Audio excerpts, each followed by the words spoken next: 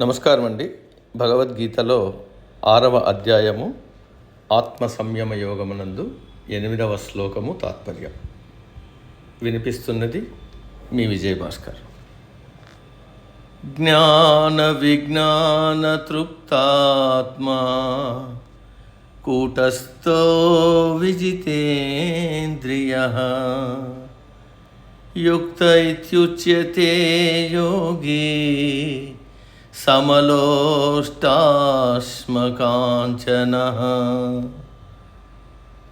తాత్పర్యం: శాస్త్రములను చదివి సంపాదించిన జ్ఞానముతోనూ ఆ జ్ఞానమును ఆచరించి ఆర్జించిన విజ్ఞానముతోనూ తృప్తి చెందిన మనసు కలవాడు, చలించని మనసు కలవాడు, ఇంద్రియములను తన అదుపులో ఉంచుకున్నవాడు, తన ఎదురుగా కనబడుతున్న బంగారము, రాయి, మట్టి బెడ్డలను ఒకే విధంగా భావిస్తాడు. అటువంటి వాడిని యుక్తుడు అయిన యోగి అని అంటారు. ఇక్కడ యోగి అనే పదం వాడారు. యోగి అంటే ప్రాపంచిక విషయములలో మునిగి ఉన్న జీవాత్మను వెనుకకు మళ్లించి తన నిజ స్వరూపమైన ఆత్మస్వరూపంతో పరమాత్మలో కలపడానికి ప్రయత్నించేవాడు యోగి. యోగము అంటే కలయిక. మనకు యోగులు చాలామంది కనపడతారు, కానీ యోగులలో యోగయుక్తులు కొంతమందే ఉంటారు. అటువంటి వారి లక్షణములు ఇక్కడ వివరిస్తున్నాడు. యోగులు వేదములు, శాస్త్రములు అధ్యయనం చేసి అపారమైన జ్ఞానము సంపాదిస్తారు. ఆ జ్ఞానమును ఆచరణలో పెడతారు. దానిని విజ్ఞానం అంటారు. ఆ జ్ఞాన విజ్ఞానముల చేత తృప్తి పొందుతారు.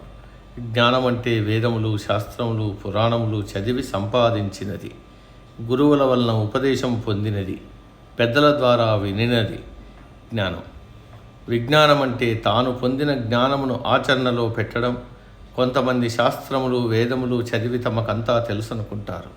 అది తప్పు. నేర్చుకున్న జ్ఞానమును ఆచరణలో పెట్టినప్పుడే అది విజ్ఞానమవుతుంది. పుస్తకాలు చూసి తన తల్లి, అత్తగారు ఇంకా ఇతర పెద్దవారు చేస్తూ ఉండగా చూసి వంట చేయడం నేర్చుకోవడం జ్ఞానం. తానే స్వయంగా వంట చేసి అందరికీ వడ్డించడం విజ్ఞానం. రెండూ అవసరమే. అలాగే ముందు పరమాత్మ గురించి, ఆయన తత్వము గురించి, ఆయనను పొందే మార్గము గురించి తెలుసుకోవడం జ్ఞానం. తెలుసుకున్న జ్ఞానాన్ని ఆచరించి పరమాత్మలో ఐక్యం కావడం విజ్ఞానం. వీటి వలన ఆత్మతత్వాన్ని తెలుసుకుని తృప్తిపడినవాడు యోగయుక్తుడు. ఇక్కడ తృప్తి అంటే తనకు లభించిన దానితో తృప్తి చెందడం, లేని దాని కొరకు ఆరాటపడకపోవడం. కొంతమంది వేదములు, శాస్త్రములు, పురాణములు, ఉపనిషత్తులు, భగవద్గీత చదువుతూనే ఉంటారు, వల్లెవేస్తుంటారు. వారికి తృప్తి అంటూ ఉండదు. కానీ వాటిని ఆచరణలో పెట్టడం శూన్యం. వారికి కేవలం శాస్త్రజ్ఞానం తప్ప వేరే ఉండదు. తృప్తి అనేది అసలే ఉండదు. తృప్తి లేని వాడికి ఎంత జ్ఞానం ఉన్నా ఏమీ లాభం లేదు. పైగా చదివింది చాలదు, ఇంకా ఇంకా చదవాలి అని నిరంతర అశాంతితో బాధపడుతూ ఉంటాడు. అలా కాకుండా తాను ఆర్జించిన జ్ఞానమును ఆచరణలో పెట్టిన వాడే అసలైన జ్ఞాని. అటువంటి వాడు తనకు ఉన్నదానితో తృప్తి చెందుతాడు. లేని దాని కొరకు పాకులాడడు. తనకు ఎంత కావాలో అంతే సంపాదించుకుంటాడు. జీవితం తృప్తిగా, ప్రశాంతంగా గడుపుతాడు. రెండవ లక్షణం కూటస్థుడు. అంటే ఎవరేమైనా అన్నా ఏ విధమైన వికారము చెందనివాడు. కూటము అంటే కమ్మరివాడి దిమ్మె. దానిని సుత్తితో ఎంత కొట్టినా చలించదు. దాని మీద బంగారం పెట్టి కొట్టినా, రాగి పెట్టి కొట్టినా, ఇనుము పెట్టి కొట్టినా అది చలించదు. అలాగే బయట ఉన్న విషయాలు తనను ఎంత ప్రలోభ పెట్టినా చలించని వాడు నిర్వికారుడు, కూటస్థుడు అనబడతాడు. సుఖదుఖాలు, లాభనష్టములు, మానవమానములను సమంగా భరించేవాడే కూటస్థుడు. అట్టివాడే యోగయుక్తుడు. ఇక మూడవ లక్షణం విజితేంద్రియ అంటే జయింపబడిన ఇంద్రియములు కలవాడు. అంటే ఇంద్రియ నిగ్రహము కలవాడు. సాధారణంగా జితేంద్రియ అంటారు, కానీ ఇక్కడ విజితేంద్రియ అన్నారు. అంటే బాగుగా, ప్రకృష్టంగా అని అర్థం. ఏమాత్రం సందేహం లేకుండా ఇంద్రియాలను జయించినవాడు అని అర్థం. అంటే ఏది కనబడితే అది కావాలని కోరుకోవడం, దాని కొరకు ఆరాటపడటం, స్పర్శ సుఖం కోసం పరితపించడం, దాని కొరకు చేయకూడని పనులు చేయడం, ఇవన్నీ ఇంద్రియాలు మన అధీనంలో లేకపోవడం వల్ల జరుగుతుంది. కాబట్టి ఇంద్రియాలను ఎల్లప్పుడూ మన అదుపులో ఉంచుకోవాలి. ఇక 4వ లక్షణం సమదృష్టి. ఇక్కడ ఒక ఉదాహరణ చెప్పారు పరమాత్మ. సమలోష్టాశ్మకాంచన. లోష్టము అంటే మట్టి బిడ్డ, మట్టి గట్టిబడితే అశ్మము అంటే రాయి, కాంచనం అంటే బంగారం, అది కూడా మట్టి నుండే వస్తుంది. ఈ మూడింటిని సమానంగా చూసేవాడు అని అర్థం.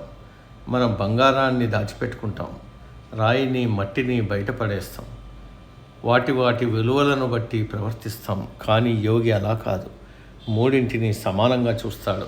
దాని అర్థం మట్టిని బీరువాలో దాస్తాడని కాదు. నిర్వికారంగా ఉంటాడు, దేనికి ఆశపడడు. బంగారం విలువ కలది, అది అరుదైన లోహం. కానీ రాయి ఎక్కడైనా దొరుకుతుంది, అది మన మానసిక కల్పన. యోగికి బంగారం ఇచ్చినా ఏమీ చేసుకోలేడు, అందుకే అతనికి బంగారం రాయితో సమానం. మనం అవసరం ఉన్నా లేకపోయినా గొప్ప కోసం మా దగ్గర ఇంత బంగారం ఉంది చెప్పుకోవడానికి విపరీతంగా బంగారు కొని దాన్ని దాచుకొని దానిని ఎక్కడ దొంగలు ఎత్తుకుపోతారో అని నిరంతరం భయపడుతూ నిద్రలేని రాత్రులు గడుపుతూ ఉంటాం. ప్రశాంతతను కోల్పోతాం, అశాంతిని కొని తెచ్చుకుంటాం. ఇక్కడ మనం ఒక విషయం గమనించాలి. ఈ లోకంలో ఉన్న సమస్త పదార్థాలు పంచభూతాత్మకాలు, అంటే 5 ధాతువుల వల్లనే ఏర్పడినాయి. పర్వతములు, చెట్టు, పుట్ట, ఈ దేహము, రాయి, బంగారము, వెండి, ఇనుము, ఇతర లోహాలు అన్నీ పంచభూతాల నుండి ఏర్పడ్డాయి. ఈ విషయం తెలిసిన వాడికి ఏ వస్తువు చూసినా ఒకటే కానీ కనపడుతుంది, కానీ వేరుగా కనపడదు. అటువంటి వాడు అన్నింటిలో సమత్వాన్ని చూస్తాడు. ఒక వస్తువుకున్న విలువను మన మనస్సు నిర్ణయిస్తుంది, అంతేకాని ఆ వస్తువు కాదు. రాళ్ళు, మట్టి అధికంగా లభిస్తాయి, కానీ బంగారం అరుదుగా లభిస్తుంది. 1 టన్ను మట్టి నుండి ఔన్సు బంగారం దొరుకుతుంది, అందుకనే దానికి విలువ ఎక్కువ. చిన్న పిల్లవాడి ముందు బంగారం పెట్టినా మట్టి బిడ్డ పెట్టినా వాటికి ఒకటే.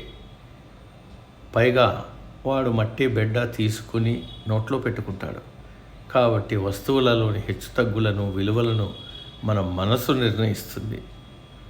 తన అధికారిని చూసి తండ్రి గడగడా వణుకుతాడు, కానీ కొడుకు ఆ అధికారిని అస్సలు లక్ష్య పెట్టడు. పైగా ఆయన నీకు అధికారి, నాకు కాదు అని ఎదురు చెప్తాడు. ఎందుకంటే కొడుకు దృష్టిలో ఆ వ్యక్తికి విలువ లేదు. కొడుకు గౌరవించే వాడిని తండ్రి లక్ష్య పెట్టడం, దీనికంత మన మనసే కారణం. కాబట్టి జ్ఞానము, విజ్ఞానములతో తృప్తి పొందిన సాధకుడికి ఈ ప్రపంచమంతా పంచభూతాత్మకంగానే కనపడుతుంది, కానీ వేరుగా కనిపించదు. అటువంటి వాడిని యుక్తుడు, యోగి అని అంటారు. నేటికి సమాప్తం. తదుపరి శ్లోకం రేపటి రోజు. సర్వే జన సుఖినో భవంతు.